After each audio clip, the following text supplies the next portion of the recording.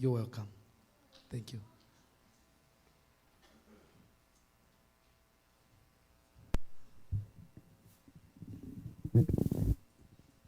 Happy Sabbath. So today we are going to learn about the health nugget. It's going to be pretty quick. So I want to share from the book of Exodus chapter 15, verse 26. It says, "And it said, if thou wilt diligently hearken to the voice of the Lord thy God, and will do that which is right in his sight, will give ear to his commandments, and will keep his statutes, I will put none of these diseases upon thee, which have brought upon the Egyptians. For I am the Lord that healeth thee." So we are being admonished that we should stick to the God's commandments. So today we are going to learn about the ulcers, the peptic ulcers. So the peptic ulcers, there's a research which is being done by the Harvard University. We can see that 15% of the US population have ulcers, but only about a half are diagnosed. Some are not discovered until the person begins to vomiting blood. So the duodenal ulcers usually appears between the ages of 30 and 50 and are more common in men than in women.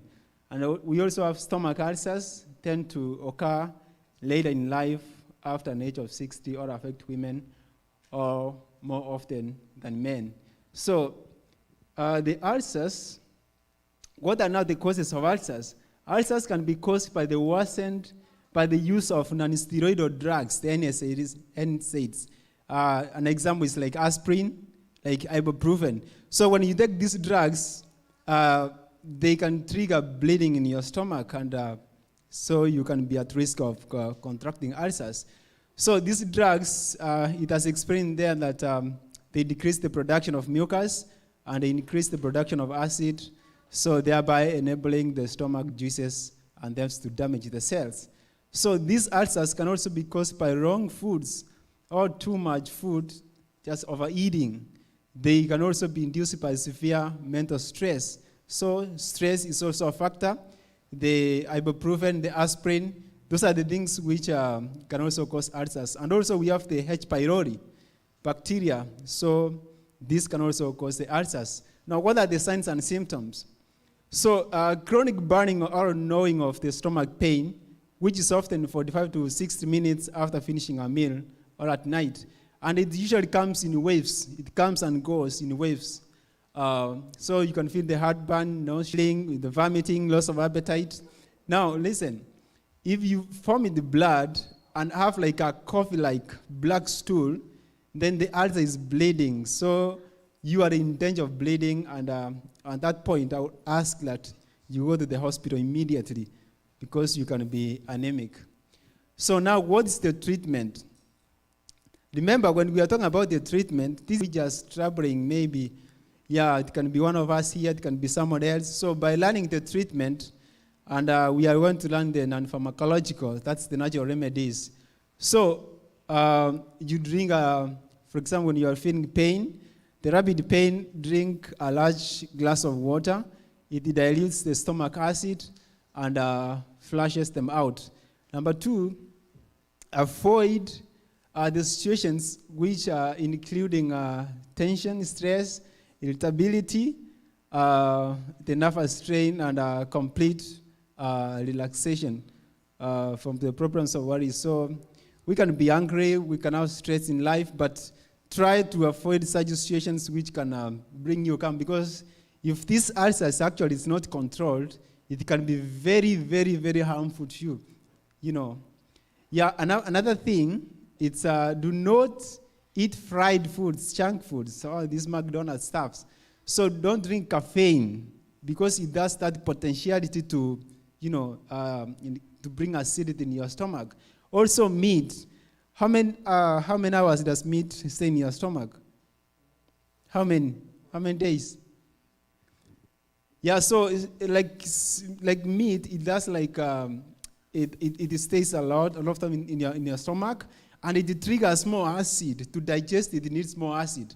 So before we talk about now the natural treatment, first of all, you must be willing to avoid something which made you sick.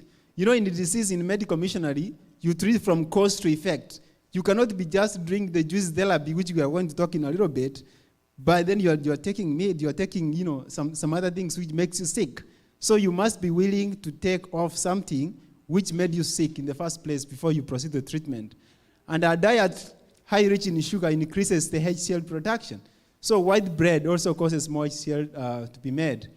It's now known, before people used to use milk. Yes, milk used to bring some relief a little bit, but now milk has calcium. So calcium, it triggers the stomach to produce gastrin. You know, at the end of the day, it produces the acid. So I would also say avoid cow milk, which has a lot of calcium. So you should be willing to avoid all these stuffs. And now I want us to talk about also eat a blend of dark green leafy vegetables. If the symptoms are severe, eat soft foods, potatoes, squash, bananas. Yeah, there are so many things there you can eat. So also remember exercise, it reduces the stress. Do not take antacids or painkillers such as aspirin. Yeah, that only increases the problem. And also we talk about the calcium carbonate. Now this is where we are going to learn now the protocol juice. How can you now to prevent this one? So remember the 3 C's, the cabbage, celery, carrots. You can also add like a cucumber. You can also add the basic, go and try to look for the alkaline fruits. So I want us to watch a video. Now this video, it explains how you are going to make the protocol juice, and it will give us the procedure. Maybe after COVID, we can look for ways in which we can simulate. We can do it practically so that people can see how to do it. But for now, we can watch a video. Go to the next slide, please. Yeah, let us watch that video, how this man prepares the protocol juice. And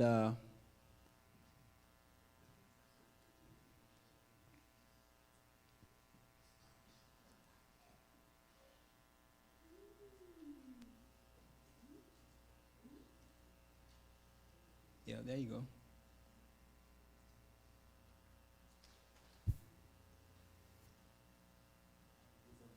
Some volume. It's something that's imbued in my mind. This head of cabbage, I never thought even for a moment that I'd make juice out of it. But while I worked at Stanford University with Dr. Garnett Chaney, he cured every single prisoner of stomach ulcers by making one thing: cabbage juice. Freshly made cabbage juice. Because there's a substance in fresh cabbages that's called acid glutamine, glutamic acid, that heals a stomach ulcer. Garnett Chaney went in there and cured every single stomach ulcer patient with freshly made cabbage juice. And I asked him, do you use green or red cabbage? He says, by all means, green cabbage. That's what we used. And we cured every single stomach ulcer patient. Some of them took a little longer, maybe up to a couple of weeks, but most stomach ulcer patients that were there that we fed the freshly made cabbage juice, within 2 to 3 days, they never had another pain. So here we are. I'm going to make you some cabbage juice now. Also take, if you want to, when you do cabbages, you can take 1 leaf at a time. That's what I used to do years ago. Take 1 leaf at a time and then fold it up like this and run it through the opening of the juicer. But I like to do this, show you. Cabbage is one of the greatest alkaline foods in the world, you see, and for somebody with a stomach ulcer, I don't care if it's peptic or duodenal, whatever, one of the greatest drinks of the world to heal a stomach ulcer, and that's all documented.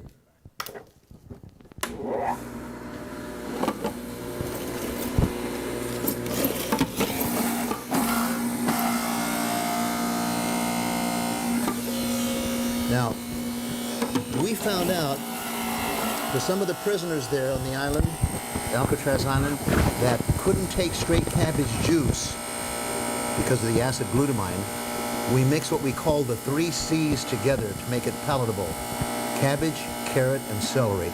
And that made it very palatable and was easy to handle. They would never have any upchuck feeling or gastritis or anything from it, you see, or pain.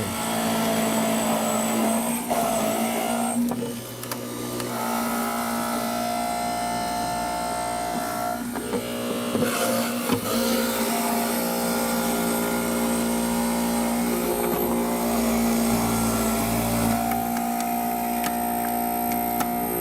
one of the things about this juicer is it's tough and it's versatile. That's a celery. You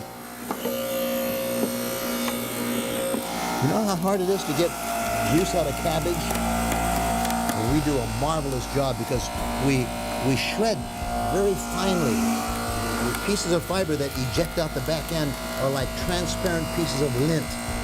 This is one of the powerhouse drinks of all time. But you can embellish it with a cucumber if you want to. You can put broccoli in it, you know, Brussels sprouts, little baby cabbages. So I'm going to make this and toast you now to your health. So friends, this thing works. This thing works. If it can help you, you can help a friend. Thank you so much.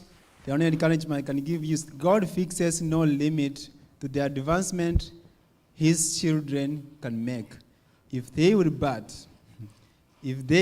surrender their lives to his guidance, study and obey the inspired. Another book section I can recommend you, go and read the books of Ellen White, the Counsels to Diet and Foods, the Minister of Healing. They're very good resource. Thanks so much, and may God bless you.